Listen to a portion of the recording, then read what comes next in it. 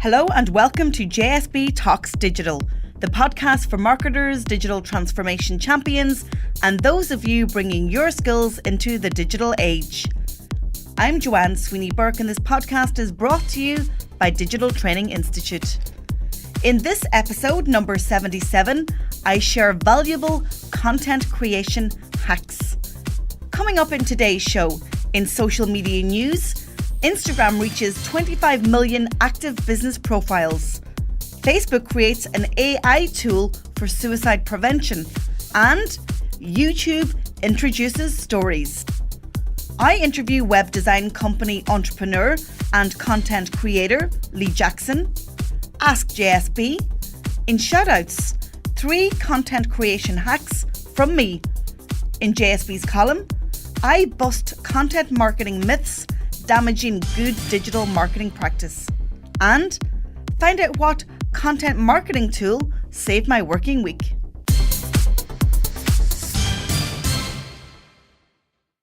Social media news. There's no stopping Instagram's growth. In its latest figures report, it now boasts being the fastest growing social media platform.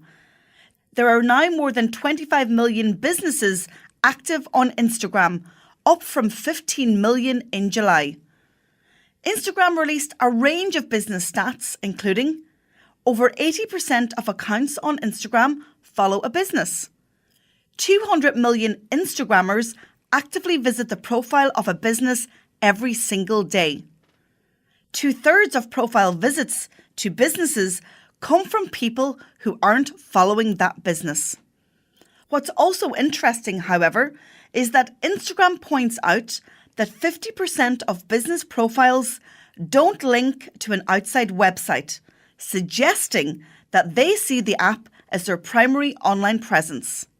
You can read the full announcement on the blog post associated with this podcast. Facebook first introduced its artificial intelligence suicide prevention tools earlier this year. Up until now, those tools required a user or one of their friends to seek help. Now Facebook says it can proactively intervene when it detects that someone may be at risk of self-harm or suicide, even if no one else has made a report. So when their technology identifies a post or a Facebook Live broadcast likely to include thoughts of suicide, those posts can be routed to Facebook's specially trained reviewers, who in turn can contact first responders. Facebook's VP of Product Management is Guy Rosen.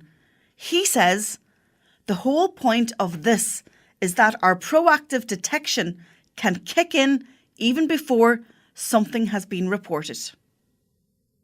The AI tool is currently being rolled out, but not so far to EU countries.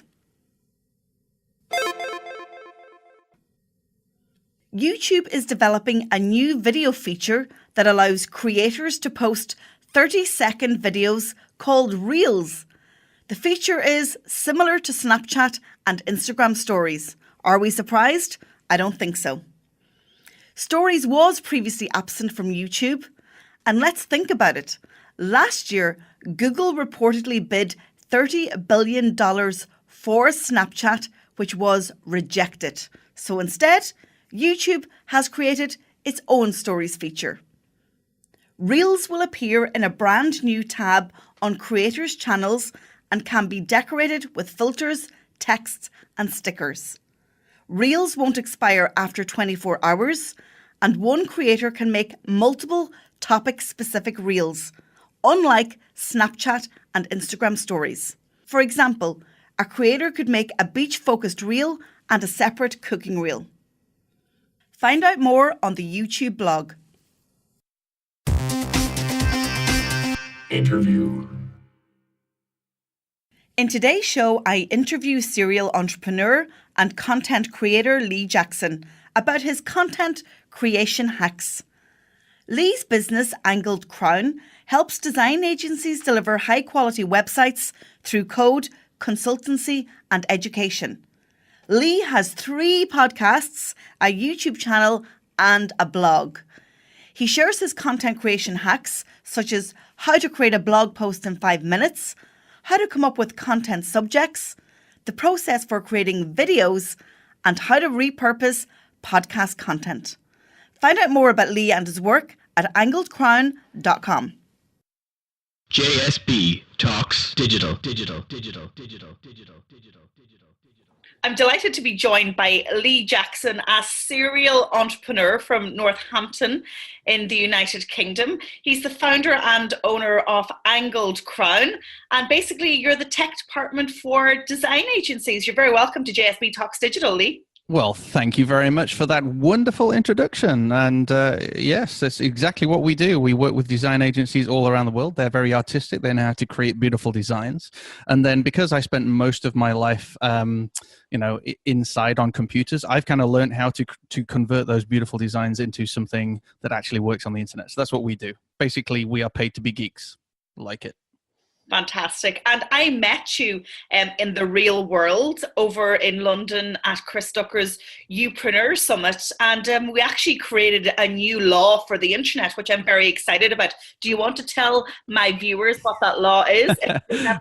Yes. The law is, selfies are the law. You have to take a selfie. It's the law. So whenever you meet anyone, you need to take a selfie with them because it is the law. But also, you never know when those selfies are going to come in handy, because I know that Joanna is going to be rated as probably the first richest woman in the entire world in a couple of years. And I can say, look, here's my selfie. We're like best mates. And everyone will be like, fantastic. I must add that to my vision board that I haven't yet created. Thanks, Lee. Well, there you go. Remember, create your why, Joanna. So let's stop talking about ourselves, because that's not really what my listeners or viewers want to hear about, even though we could go on. I'm on the wrong show then. I brought you on under false pretenses.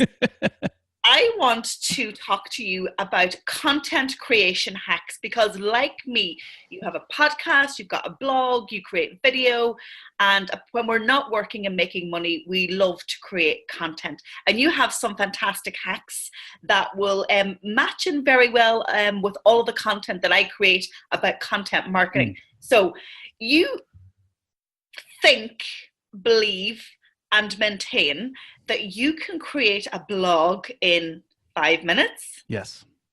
Right, go on, share. Okay. There are several ways. I'll tell you the first way because it will spoil what I'm going to say later on. But to create a blog in 5 minutes, I will have a question.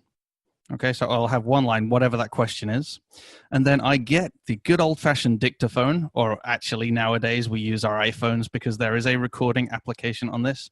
And I say the question out loud as if I'm asking it to myself. And then I hit record and I answer that question. And it takes me 3, if not 4 minutes tops to answer that question as if I'm having a conversation with somebody. That's my work done, because on the app that I use, which is by rev.com, I then just send it off to transcription and they write it up for me, job done. So it is absolutely possible for you to spend less than 5 minutes. I'll take another minute probably going through, just double check and do a quick spell check, make sure I'm happy with what they've transcribed. But that is how to create a blog in 5 minutes. Dead easy. It's ridiculous, isn't it? That's amazing. I absolutely love it. And I love the fact that you're delegating the transcription also. Absolutely. A lot of people that I meet, they're like, I'm not creative. I'm not very good at writing. But my answer back is, all this knowledge is in your head. You own this knowledge, but you've got to share it. So what's the thing? I mean, if you think about this, when you're in a meeting and somebody asks you a question, it's very often, if you're like me, you'll probably give them a 3-minute reply because you're trying to help them understand and unpack what it is that they've asked, and you want them to come away from your big spiel with an understanding so that you can move on to the next point of the meeting. So you're practically talking in blogs all the time. So another thing that we do actually do is we record our meetings, because very often there will be a blog hidden inside of the meeting. So I wouldn't even plan on saying this, but yeah, we'll record our meetings. And if I know at a particular time, crap, that was brilliant, I'll note the time down on my notebook so I know that I can send it off and send it to someone to go and find that snippet and write that up as a blog. Obviously, I need to do a bit more editing on that because that's kind of a more natural conversation. But it's a seriously good way of just getting more and more content, because it's inside. You just need permission, don't you, to let it out your brain. So when someone asks you the question, bleh, it just all comes out and you're like, where the hell did that come from? I actually sounded clever. But that's because you are. We surprise ourselves all the time, don't we? And another thing that I find is that when people ask me questions, it's almost my way of creating blog ideas. But you've got some other ways to create blog ideas and to almost like prepare your content calendar. Yes, I do indeed. Well, first of all, if you are wondering what the hell am I going to create content on because I specialize in supporting dentists with toothbrushes, then it might feel like a practically impossible subject to talk about, but all you need to do is open up your email.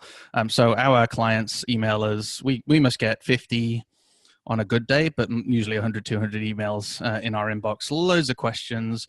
It's either a question of someone who wants to know more about what we do and wants to know more about how we could work with them, or it's a common question that a client would ask about our process of looking after them or how to use something on their website or anything like that.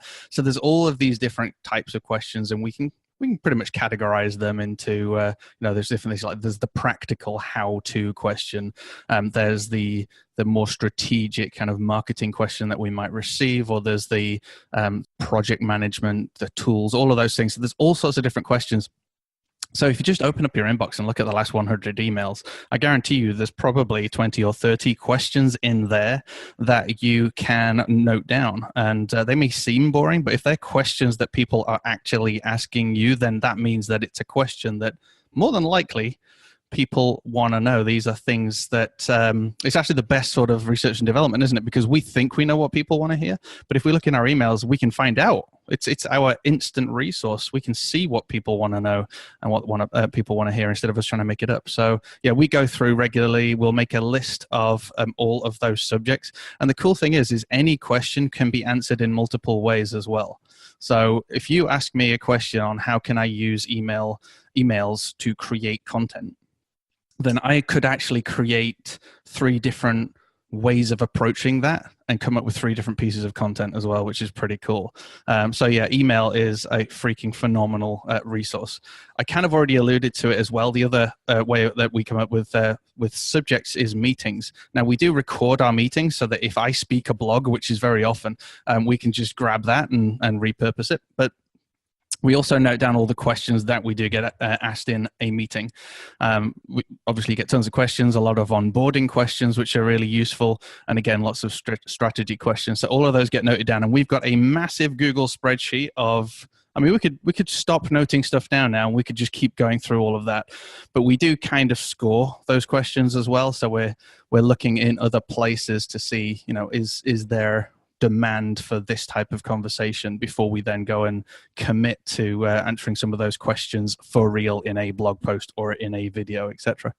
So that's 2. So we've also got a Facebook group for one of our podcasts is the WP Innovator podcast, and we've got a group of design agencies in there who are all freaking lovely people.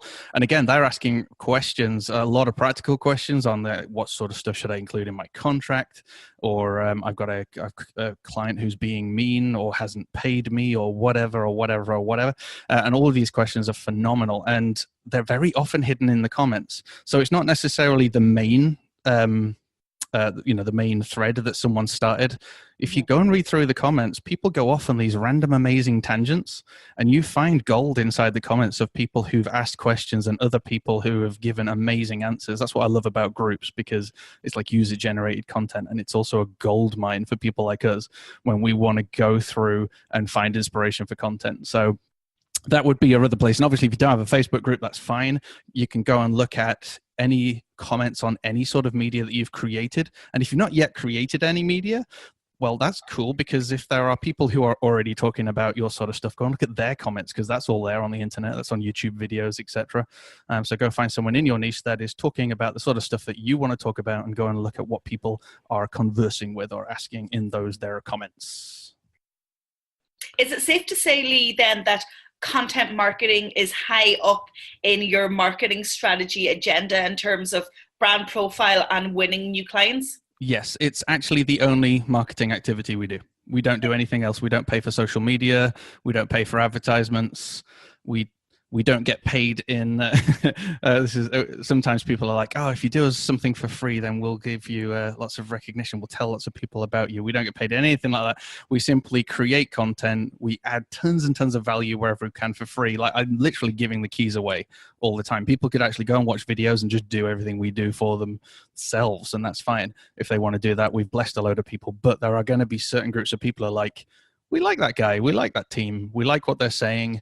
We don't have time to do it ourselves, so let's get them on board." And that works every time. So we've had 3 leads in today. We get an average of 3 a day leads. Wow. of people asking us for quotes, for calls, etc.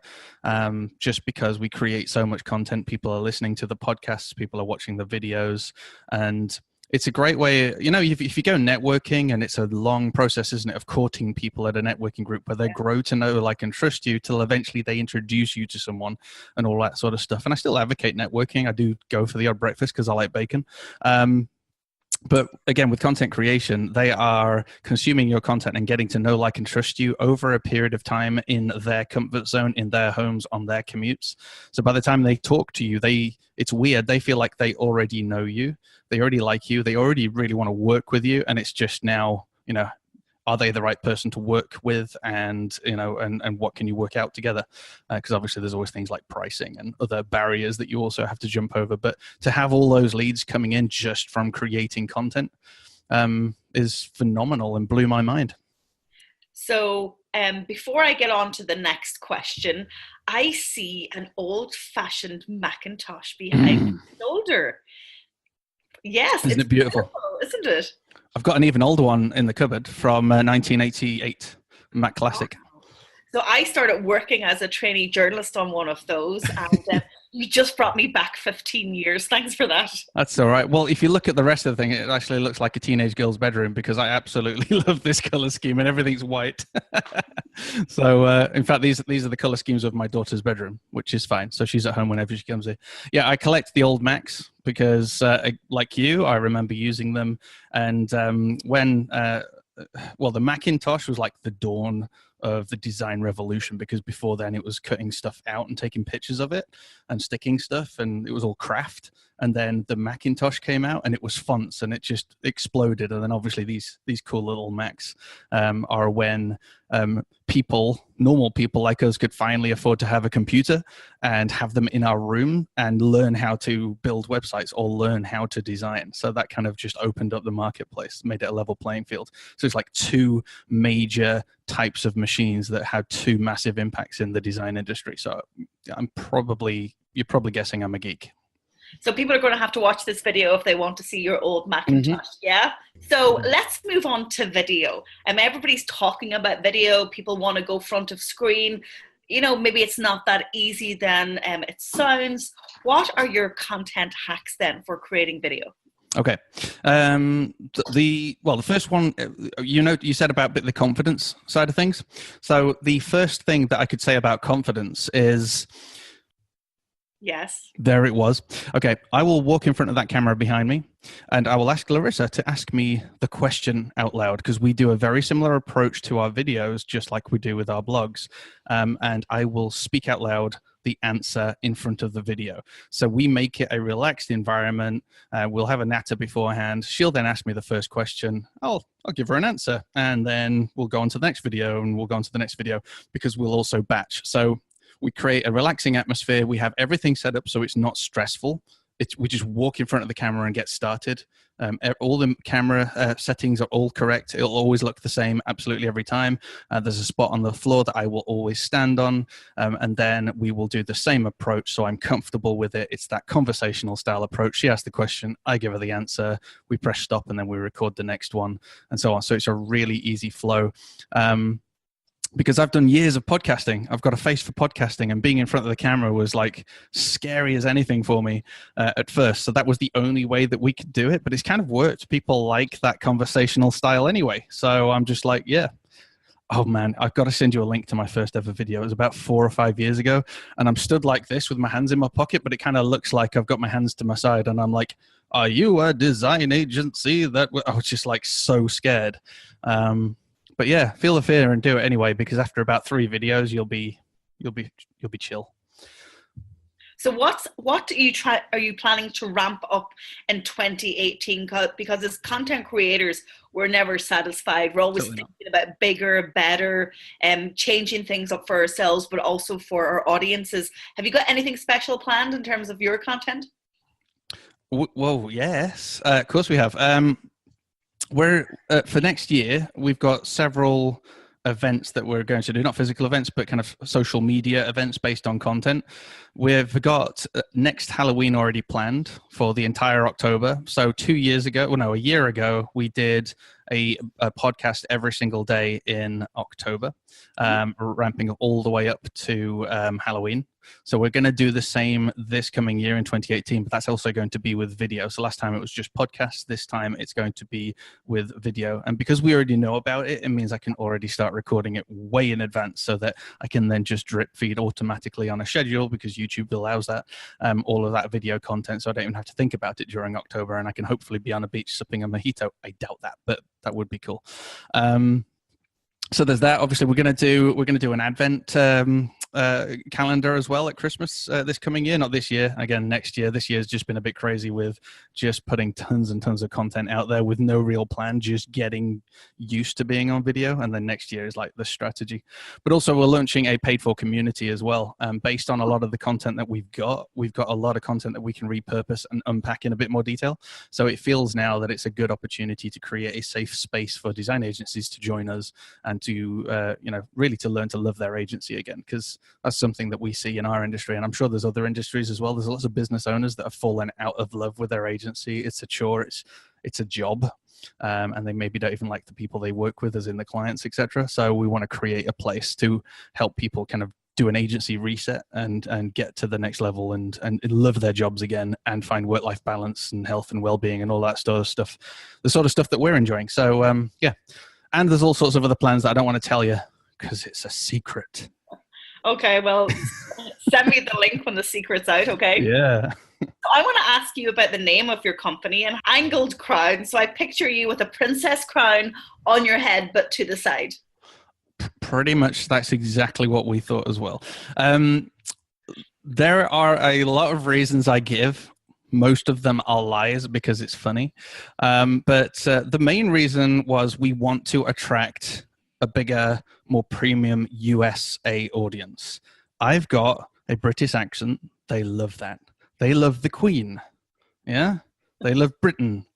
And we are premium, but as you can see from my casual attire, I'm not really a posh professional person. I'm the polar opposite. So if you want premium, you're going to have to accept that I'm a little rough around the edges as well. So so we just kind of came to the decision that angled crown was as close to a kind of posh sounding, but when you get to meet the guy, you kind of get it. Yeah, all right, fair enough.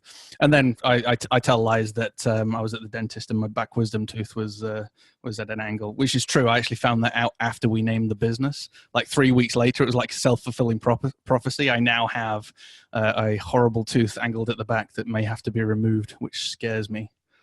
So my final question, let's talk about repurposing. With all of this content that you're creating, surely there's an opportunity to do it once, repurpose it and put it elsewhere. Yes, absolutely. So when I do those videos, each one of those is a blog post because, again, I can send the audio to rev.com. There's also scribey.com. Don't use those automated ones. They're rubbish. You need a physical person to actually hear it and write it down because they'll get the punctuation and everything correct.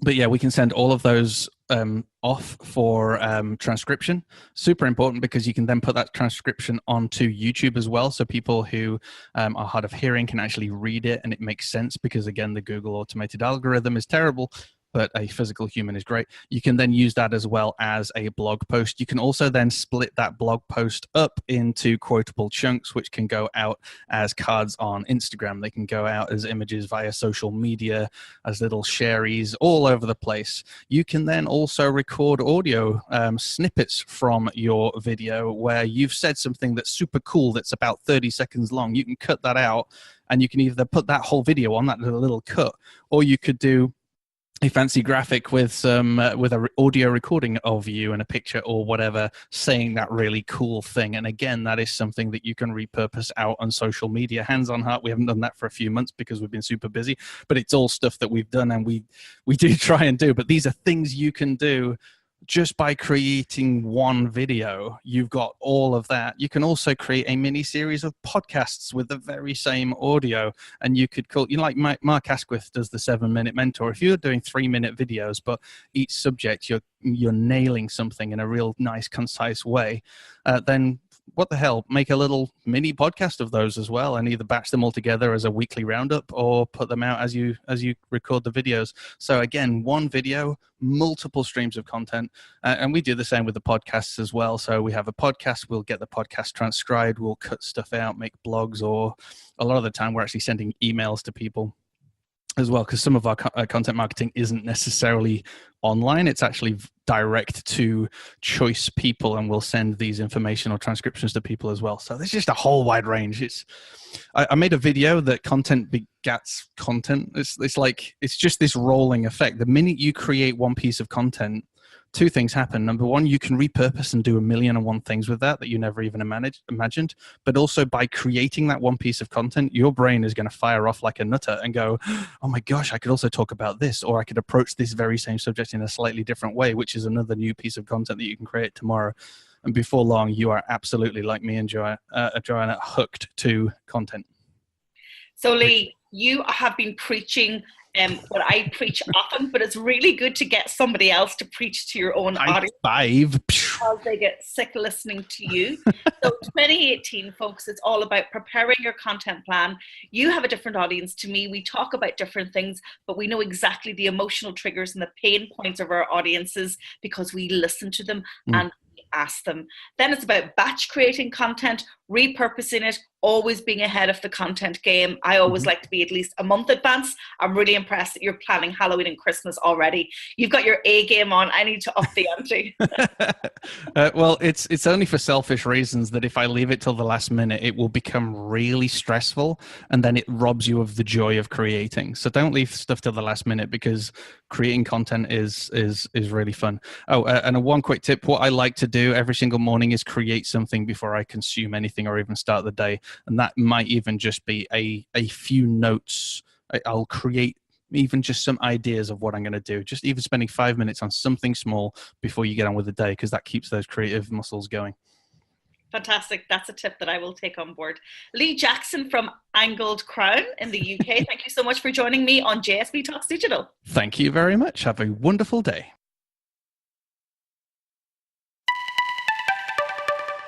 Shoutouts. In this part of the show, I give shout-outs to individuals, organisations or brands that are remarkable online and worth talking about. In this week's show, I'm sharing 3 JSB content creation hacks. 1. Data-driven brand journalism should be the approach organisations take in their content marketing. So, if you want to shortcut your content marketing strategy, start with understanding what your audience want to read. This piece of work will eliminate any guessing and stress about spending time creating content that doesn't deliver results. Use Google's Keyword Planner tool to access data and insights into search terms and trends relevant to your niche. 2. With experience in radio, TV, and print media, I know how the original masters of content creation got ahead of their content creation tasks. I batch produce content all the time, aiming to be almost a month ahead of myself. This allows me to focus on client work and also to react to breaking industry stories that I should write, podcast, or vlog about. Take 1 to 2 days of your working month and batch produce video, blog, and podcast content, then ask one of your team to repurpose it for you for social. This hack also reduces overwhelm and stress. 3. Don't waste great content by not optimizing it for search and social. What's the point if publishing content that never gets seen. You need to understand best practice for SEO and respect each social network by repurposing the content according to that channel's features and functionality. Ask JSB. In this part of the show, I bring the voice of my listeners onto the podcast. But this week, I answer a question from Siobhan Coyle, who posted it on my Facebook page. She wants a recommendation for a sports club with volunteers on how to manage their social media. Hi, Siobhan, and thank you so much for your question. It's a really good question because right now there are hundreds of thousands of volunteers right across the world who are giving their time for free to manage Facebook pages, Twitter accounts, Instagram accounts, and even Snapchat and YouTube and LinkedIn profiles for the clubs that they're members of. If you have just a Facebook page and a Twitter account, I would actually recommend scheduling content natively to those. So using Facebook Scheduler, which you can find on the page, and then using TweetDeck from Twitter. This means that you can schedule your content in one sitting over a cup of tea or coffee over the course of an hour. If you're managing multiple accounts for a large club that has high volume, you might want to invest a small bit of money by the club in a social media management tool. My favourite is Agorapulse. I love Agorapulse, and right now as I'm talking, if you look at my Twitter account, you probably see me tweeting, but actually it's not me, it's scheduled from Agorapulse. Agorapulse allows you to manage multiple platforms, have a calendar, give it to other people who may need to review your calendar, and of course, make sure that your content is on time every time. Best of luck with your decision. Don't forget, if you have a burning social media or digital marketing question, simply click on digitaltraininginstitute.ie/askjsb and leave me a voicemail. JSB's column. In today's column, I want to bust some content marketing myths. The first myth that I want to bust is that content marketing is free.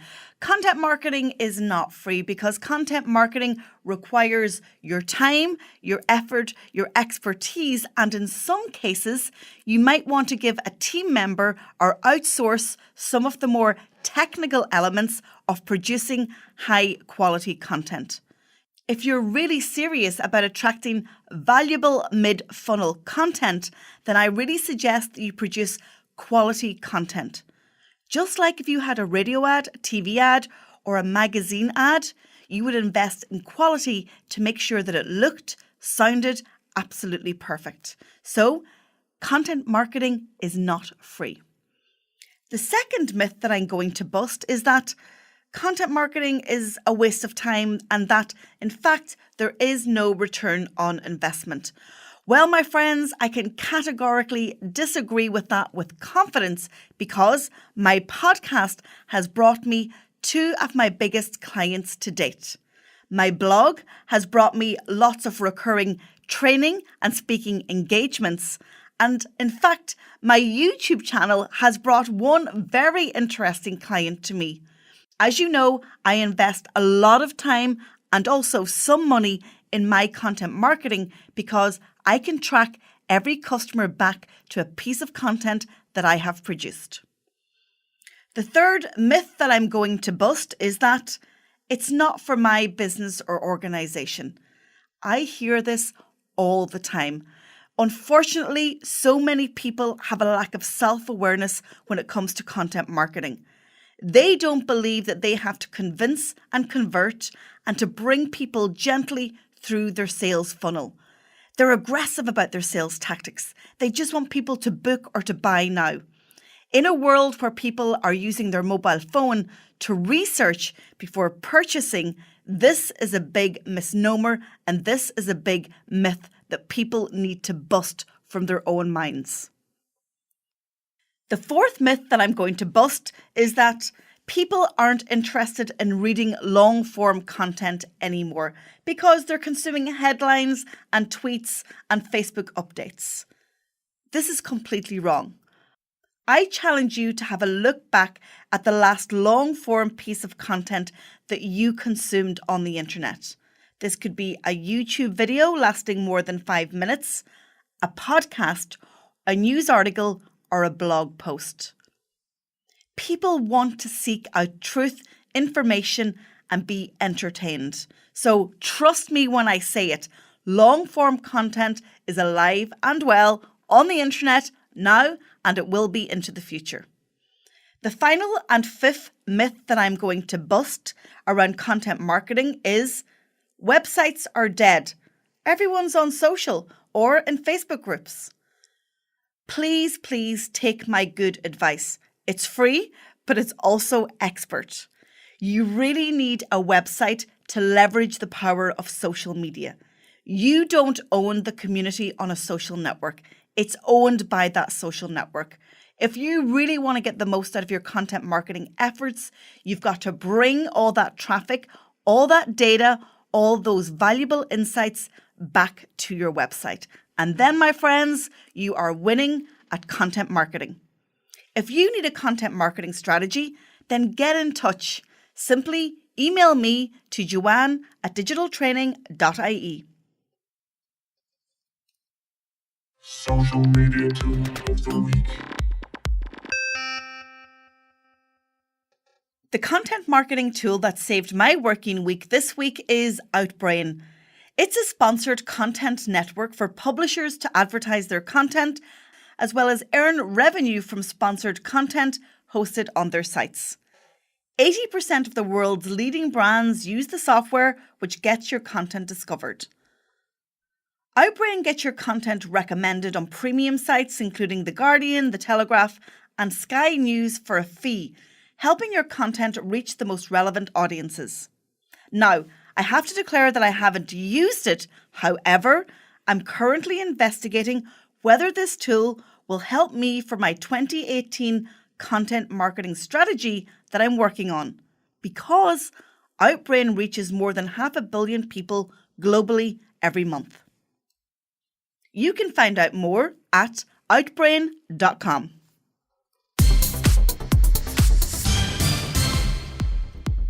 Thank you so much for tuning in to episode 77 of JSB Talks Digital. As always, I have everything discussed on today's show on my award-winning blog at digitaltraining.ie. Be sure to subscribe to JSB Talks Digital on iTunes, Stitcher, or SoundCloud. We're also listed on Libsyn, the podcast network. Keep your digital skill knowledge by giving me 20 minutes every week. If there's a topic that you'd like me to cover on the podcast, then let me know. Send me a tweet to @tweetsbyJSB, post a comment on our Facebook page at Digital Training Institute.